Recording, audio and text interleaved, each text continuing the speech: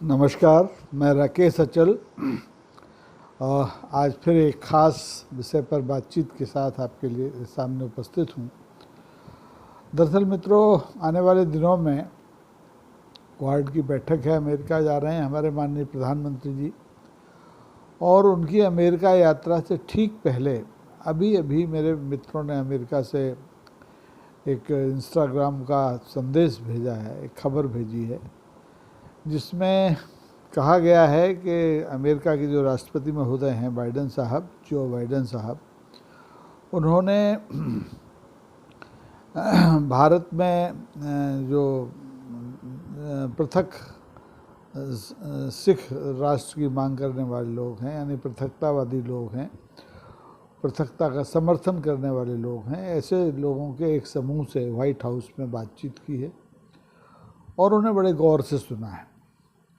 इसके साथ ही बाइडेन साहब ने की ओर से व्हाइट हाउस ने कहा है कि अमेरिका की सीमा में जो उनका नागरिक है उसकी अमेरिका हर हालत में सुरक्षा करेगा। इसका सीधा सा मतलब है कि अमेरिका को इस बात से कोई लेना देना नहीं है कि उसके देश में उसके मित्र भारत के खिलाफ अलगाववादी गतिविधियां करने वाले लोग काम कर रहे हैं तो उन्हें रोका जाए या न रोका जाए। हाल के दिनों में आपको याद होगा कि अमेरिका की एक अदालत ने भारत के जो रक्षा सलाहकार हैं डोभाल साहब, उनको समन देकर तलब किया है। ये भारत के लिए एक बहुत बड़ा अपमानकारक कदम मैं मानता हूँ। अमेरिका की अदालत हो या हिंदुस्तान की अदालत हो, अदालतों के बारे में कुछ नहीं कहना है, लेकिन अदालतों का चरित्र वहाँ की सरकारों के चरित्र से बहुत ज़्यादा भिन्न नहीं होता है। वो अपने अपने देश के कानून के हिसाब से ज़रूर चलती हैं, लेकिन यथा राजा तथा प्रजा, जैसा उस देश की का जो नेतृत्व है, जैसा उसका व्यवहार होता है, वैसे ही वहाँ की अदालतों का व्यवहार होता है। तो अमेरिका की माननीय अदालत ने अगर डोभाल साहब को समन किया है, वो गवाह के रूप में किया है या आरोपी के रूप में किया है, ये तो बाद में तय होगा, लेकिन समन किया जाना ही एक बहुत गंभीर बात है, क्योंकि डोभाल साहब कोई आम भारतीय नहीं है। आम भारतीय 140 करोड़ नागरिकों में से एक ज़रूर हैं, लेकिन उनका एक विशिष्ट ओहदा है। वो भारत सरकार के सुरक्षा सलाहकार हैं। उन्हें रूस के राष्ट्रपति पुतिन से बातचीत करने के लिए भारत सरकार के दूत के रूप में भेजा गया है। तो क्या कोई संप्रभु राष्ट्र, जो आपका मित्र राष्ट्र भी है, जिससे आपके बहुत पुराने राजनयिक संबंध हैं, कूटनीतिक संबंध हैं, व्यापारिक संबंध हैं, ऐसा राष्ट्र क्या आपके सुरक्षा सलाहकार को समन कर सकता है या उसे करना चाहिए? अगर अव्वल तो ये होता है कि जो दोस्ताना अगर हमारा व्यवहार है किसी राष्ट्र के साथ, तो वो ऐसे किसी मुद्दे पर हमको पहले से आगाह करता, हमारी सरकार को पहले से बताता कि आपके सुरक्षा सलाहकार के खिलाफ ये किसी तरह से मामला आया है, इसमें क्या होना चाहिए। तो आपसे किसी ने कोई बातचीत नहीं की, यानी कूटनीतिक स्तर पर भी आपके अमेरिका के साथ इतने प्रगाढ़ संबंध नहीं हैं, या आपका जो खुफिया विभाग होता है, जो दुनिया के देशों में कहाँ क्या चल रहा है उसकी खबर रखता है, उसको भी ये अता पता नहीं है कि आपके सुरक्षा सलाहकार के खिलाफ एक समन जारी होने वाला है। समन जारी हो गया, मीडिया में छप गया, दुनिया के लोगों को पता चल गया, तब आपको जाकर के होश आया और आपके विदेश मंत्रालय ने एक लिजी सी प्रतिक्रिया दी है। मैं उसको लिजी प्रतिक्रिया इसलिए कहता हूँ कि भारत सरकार की जो भाषा चीन के लिए होती है, जो भाषा पाकिस्तान के लिए होती है, जो भाषा रूस या यूक्रेन के लिए होती है, उससे भिन्न भाषा अमेरिका के लिए होती है। हमारी विदेश नीति का पिछले 10 साल में जिस तरह से दिशा भटकाव देखा गया है, वैसा पहले कभी नहीं हुआ। पहले ऐसी कोई नौबत मुझे तो याद नहीं आती, हो सकता है अतीत में हुई हो, लेकिन मुझे याद नहीं आती कि भारत सरकार के शीर्ष पद पर बैठे, भारत सरकार को सुरक्षा की सलाहें देने वाले किसी व्यक्ति को किसी दूसरे राष्ट्र ने किसी ऐसे व्यक्ति, ऐसे फरियादी के आवेदन पर समन किया गया हो जो कि खुद भारत की नज़रों में आतंकवादी है। अब भारत और अमेरिका के बीच में क्या रिश्ते हैं ये दुनिया जानती है।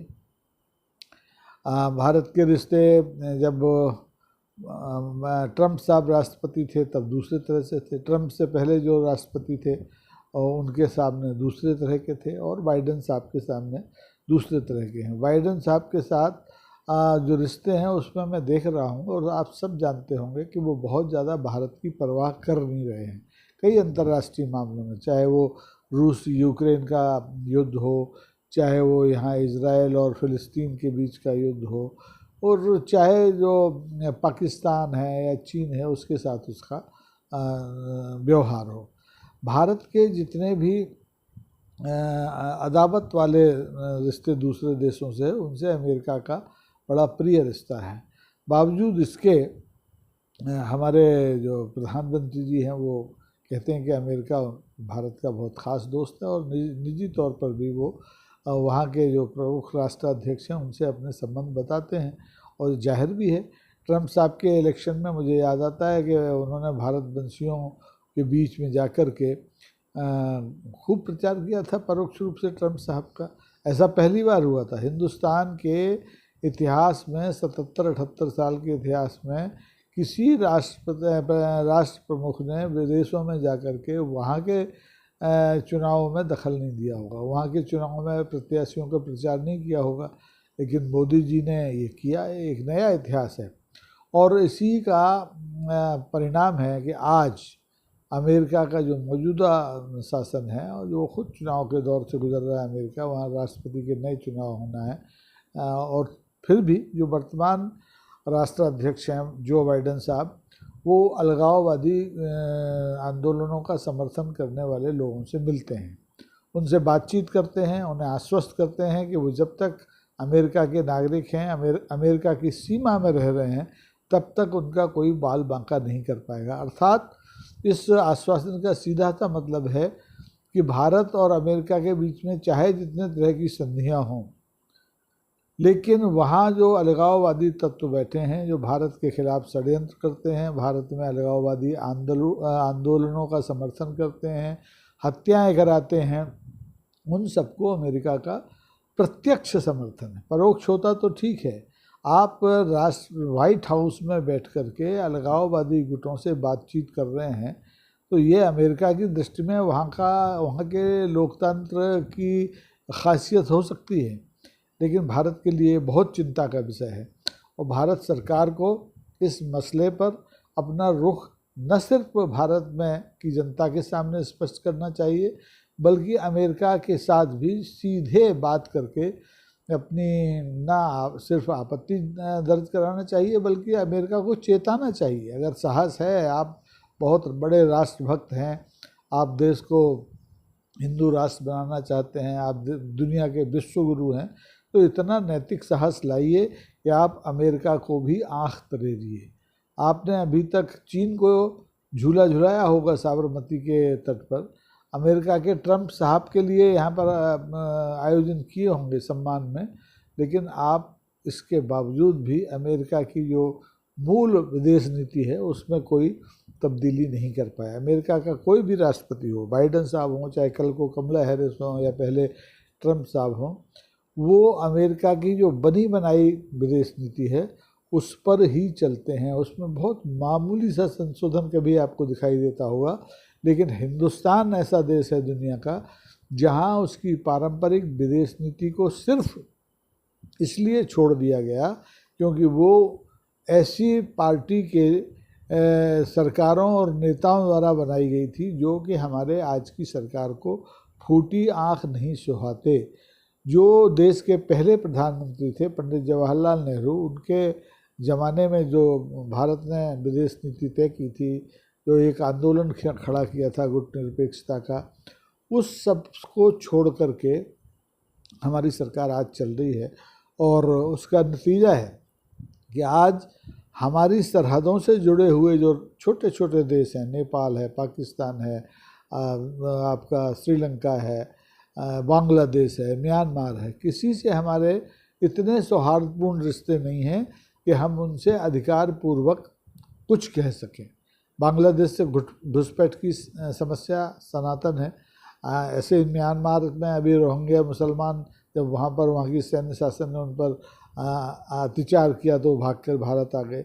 ये समस्या है, लेकिन आप उनसे बातचीत नहीं कर सकते। आतंकवाद एक स्थायी समस्या है पाकिस्तान के साथ, लेकिन हमारी बातचीत एक लंबे अरसे से पाकिस्तान से नहीं हुई। तो जब संवाद ही हमने तोड़ दिए हैं, सब बातचीत के सारे रास्ते ही बंद कर दिए हैं, हम इतने रूड हो गए हैं कि हमें परवाह नहीं कि हमारे आस पड़ोस के जो राष्ट्र हैं उनमें क्या हो रहा है और उनका हमारे देश की सुरक्षा पर, हमारे देश के विकास पर, हमारे देश के संबंधों पर, जनता के संबंधों पर, व्यापार के संबंधों पर क्या असर पड़ रहा है। लेकिन हम हैं कि आगे बढ़ते जा रहे हैं। हम मणिपुर की समस्या, बार बार मैं मणिपुर का जिक्र इसलिए करता हूँ कि वो एक दुखती रग है हिंदुस्तान के हर आदमी के लिए, और इस सरकार की भी होनी चाहिए थी दुखती रग, लेकिन नहीं है। मणिपुर 1.5 साल से जल रहा है, अभी भी वहाँ दिन दहाड़े गोलियां चल रही हैं। वहाँ के राज्यपाल, मुख्यमंत्रियों के बंगलों को घेरा जा रहा है, लेकिन वहाँ न राष्ट्रपति शासन लगा, वहाँ न फौज भेजने के बाद आपने शांति स्थापना करा पाए। लेकिन आप पहुँच गए कहाँ? यूक्रेन, आप पहुँच गए रूस, उन दोनों के बीच में बातचीत करने। अरे भाई, पहले घर की आग तो बुझा लो। और अब जो अमेरिका ने जो अपना रुख दिखाया है, पहले तो आपको सम्मन भेजा, एक घाव आपके रिश्तों पर कर दिया, और उसके ऊपर नमक छिड़का अलगाववादी गुटों के साथ वाइट हाउस में बैठ के बातचीत करके। आपने सड़क चलते कहीं किसी दौरे में गुपचुप बात करनी होती तो बात और होती। आप आधिकारिक रूप से जो राष्ट्रपति का भवन है, जहाँ से कि पूरे अमेरिका की सत्ता का संचालन होता है, वहाँ बैठ कर के आप अलगाववादी गुटों से बात कर रहे हैं। तो ये सीधे सीधे भारत विरोधी व्यवहार है अमेरिका का। अब इसको आप माने या ना माने, लेकिन मैं अमेरिका की इस मामले में तारीफ़ करना चाहूँगा कि वो अपने नागरिकों के प्रति, उनके अधिकारों के प्रति, उनके सम्मान के प्रति भारत से तो कहीं ज़्यादा सतर्क है, सचेत है, प्रतिबद्ध है। अब भले ही भारत की दृष्टि में जो अलगाववादी गुट है वो भारत विरोधी है, लेकिन अमेरिका की दृष्टि में उन लोगों की गतिविधियाँ, उस समूह की गतिविधियाँ शायद ऐसी नहीं है जैसी कि हम मानते हैं कि वो आतंकवादी गतिविधियाँ हैं या वगैरह वगैरह। तो ऐसी स्थिति में मैं अमेरिका के व्यवहार पर बिल्कुल हैरान नहीं। अमेरिका वही कर रहा है जो अमेरिका को करना चाहिए। अमेरिका में कोई भी राष्ट्रपति होता वो यही करता जो आज बाइडेन साहब ने किया है। लेकिन भारत में जो हमारी सरकार है उसका रवैया पिछले 10 साल में हर मुद्दे पर हर दिन बदलता है। आज हमारे रूस से क्या संबंध है, कल क्या होंगे इसकी कोई गारंटी नहीं है। आज हमारी इजराइल से क्या दोस्ती है और फ़िलिस्तीन से क्या रिश्ता है, इसके बारे में आप गारंटी से नहीं कह सकते कि कल हमारे संबंध क्या होंगे। पाकिस्तान में से हमारे रिश्ते बिगड़े हुए हैं। हालांकि पहले कार्यकाल में हमारे प्रधानमंत्री जी बिना किसी को बताए वहाँ के तत्कालीन प्रधानमंत्री के घर निजी कार्यक्रमों में पहुँचे, अलग बात है, अच्छी कोशिश थी, लेकिन उस पर बाद में विराम लगा दिया गया। उन्होंने वो कोशिश नहीं की जो कि उनसे पहले उन्हीं की पार्टी के प्रधानमंत्री अटल बिहारी वाजपेयी ने की थी। हालांकि अटल बिहारी वाजपेयी के साथ धोखा हुआ, कारगिल इस देश को भुगतना पड़ा, लेकिन उन्होंने अपनी कोशिश में कमी नहीं छोड़ी। तो कोशिशें तो करनी पड़ती हैं, और अगर आप कोशिश नहीं करेंगे तो आप अपने देश की अस्मिता को दुनिया में स्थापित नहीं कर सकते। भारत बहुत बड़ा गणतंत्र है। भारत में आबादी की दृष्टि से मेरे ख्याल से अब हम, अगर हमारे यहाँ जनगणना हो गई होती तो हम चीन से आगे निकल चुके होंगे। तो इस लिहाज से आबादी की दृष्टि से, मानव जो शक्ति है उसकी दृष्टि से हम बहुत बड़े देश हैं, हम बहुत बड़ा बाज़ार हैं, हम बहुत बड़े उपभोक्ता हैं। तो इस लिहाज से हमारा महत्व समझना चाहिए, सबको समझना चाहिए, अमेरिका को भी, रूस को भी, पाकिस्तान को भी, और छोटे छोटे देशों को भी, लेकिन नहीं समझ रहे हैं। चीन को हमने समझाने की इतनी कोशिश की, हमने कितने पलक पांवड़े बिछाए, लेकिन चीन नहीं संभला, क्योंकि चीन ने देख लिया कि भारत की जो सरकार है उसकी विदेश नीति बड़ी ढुलमुल है। इसी सरकार ने, आप याद करें कोविड का काल और कोविड के बाद का काल, चीनी उत्पादों के बहिष्कार की घोषणा की। उस पार्टी ने की जिस पार्टी की सरकार है। लेकिन इस एक तरफ आप बहिष्कार की घोषणा करते रहे, दूसरी तरफ आपने चीन के साथ अपना जो कारोबार है वो बढ़ाकर 10 गुना कर दिया। तो ये बड़ा ही विसंगतिपूर्ण रवैया है भारत सरकार का, और भारत सरकार ये मानने को तैयार नहीं है। भारत की सरकार आए दिन आंतरिक समस्याओं से तो घिरी हुई है। तिरुपति का लड्डू हो, चाहे सेवी की माधवी पूरी बुच का मामला भ्रष्टाचार का हो, और चाहे अडानी अंबानी का तो चल ही रहा है, पुराना है। अडानी अंबानी जी को मैं देश का दुश्मन नहीं मानता, वो व्यापारी लोग हैं, कारोबारी लोग हैं, वो हर सत्ता से लाभ लेना जानते हैं और ले रहे हैं। लेकिन वो जिस ढंग से ले रहे हैं और जनता का जो खाल है वो उधेड़ कर ले रहे हैं, वो बड़ा हैरानी की बात है। अब आप देखेंगे कि इस लड्डू कांड के बाद भी, जिसमें कि चर्बी घी में मिली होने का आरोप लगा है और उसकी जांच पड़ताल भी हो गई है, लेकिन न तो अभी तक राज्य सरकार ने चिट्ठी लिखी भारत सरकार को कि आप इसकी CBI जांच कराइए, और न भारत सरकार की ओर से इस मामले में कोई संज्ञान लिया गया, बल्कि राजनीति शुरू हो गई, लड्डू पॉलिटिक्स।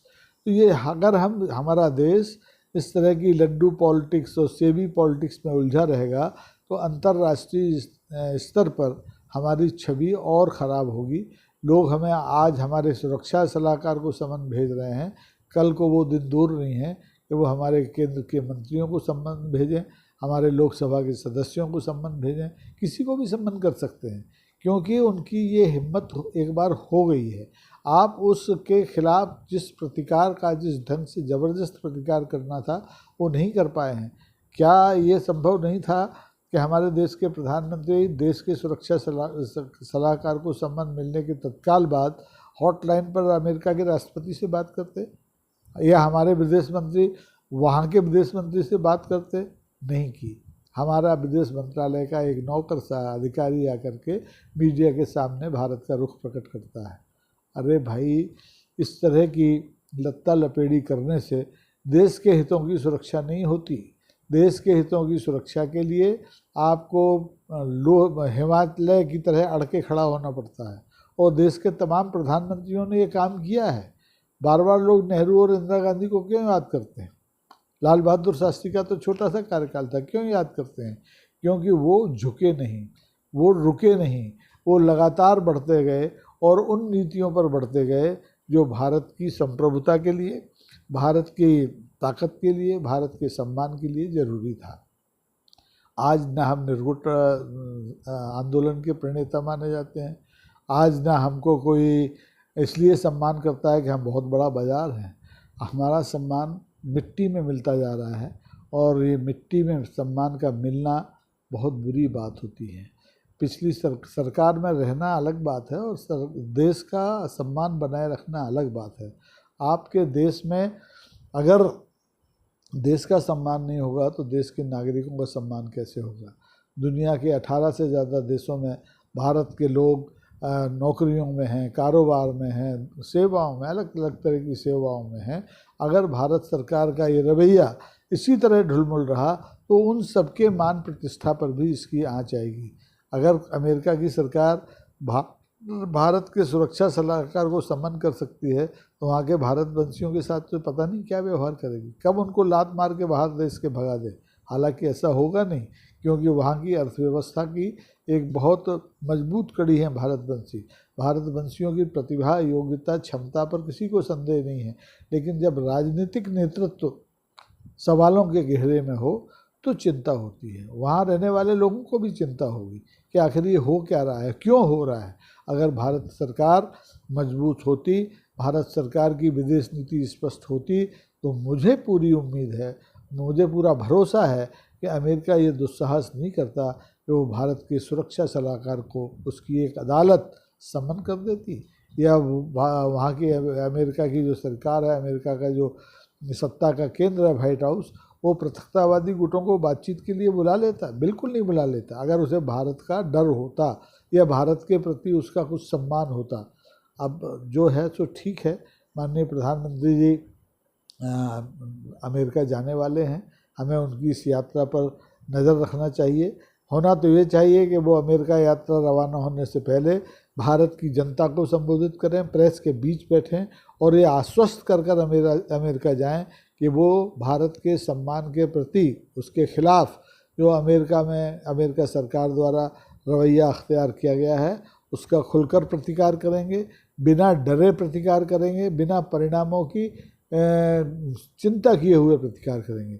और फिर वो जब वहाँ हो आएँ तब फिर लौट कर बताएं भारत की जनता को। वहाँ अभी लोकसभा में प्रतिपक्ष के नेता गए राहुल गांधी, उन्होंने जो कहा उस पर तो पूरा आसमान सिर पर उठा लिया भारतीय जनता पार्टी ने और उसके सहयोगी दलों ने।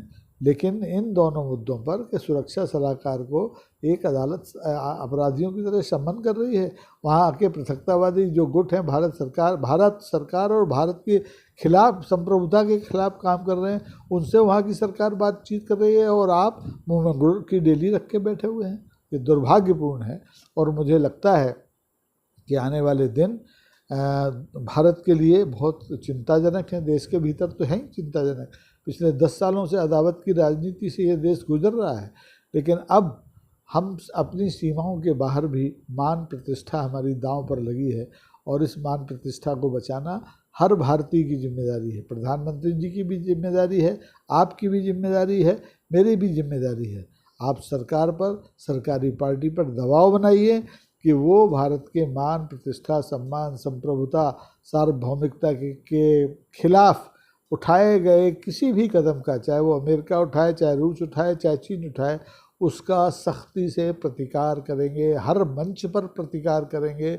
और अगर कोई बात नहीं मानेगा तो जो कठोर से कठोर कदम हो सकता हो, चाहे संबंध विच्छेद करना हो, चाहे व्यापारिक संबंध विच्छेद करना हो, सब करने के लिए तैयार होंगे, तब बात बनेगी। आज के लिए बस इतना ही। उम्मीद है कि आपको मेरी ये बातचीत पसंद आएगी और अगर आपको लगता है कि ये बातें आपके मन की बातें हैं तो कोशिश कीजिए कि मेरा ये जो अनियमित चैनल है इसको सब्सक्राइब करें, इसको शेयर करें और इसको लाइक करें। धन्यवाद, नमस्कार।